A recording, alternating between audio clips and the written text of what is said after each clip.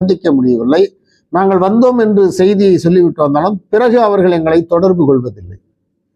இந்த போக்கு தொடர்ந்து நீடித்து வருகிறது. திருச்சபை கிறித்துவத்தை உயர்த்தி பிடிப்பது போலவும் மக்கள் மேம்பாட்டுக் கழகம் திருச்சபையை கண்டுகொள்ளாதது போலவும் இவர்கள் நினைக்கிறார்கள். அப்படி அல்ல. மக்கள் மேம்பாட்டுக் கழகம் திருச்சபைக்காக உழைக்கிறது, கிறித்துவத்தை காப்போம் என்று மாநாட்டை நடத்துகிறது, கிறித்துவத்திற்காக குரல் கொடுக்கிறது. கிறித்துவ மக்களை நம்பி வந்தவர்களுக்கு இடஒதுக்கீடு மறுக்கப்படுகிற பொழுது அனைத்து கட்சிகளையும் தாண்டி நாங்கள் கிறித்துவர்களுக்கு இடஒதுக்கீட்டுக்காக போராடி கொண்டிருக்கிறோம். மத வழிபாட்டு உரிமை மறுக்கப்படுகிற பொழுது அங்கே முதலில் களத்தில் இருக்கிறோம். நமது பதிவுகள் வழியாக ஒவ்வொரு நாளும் மக்களை சந்தித்து வருகிறோம்.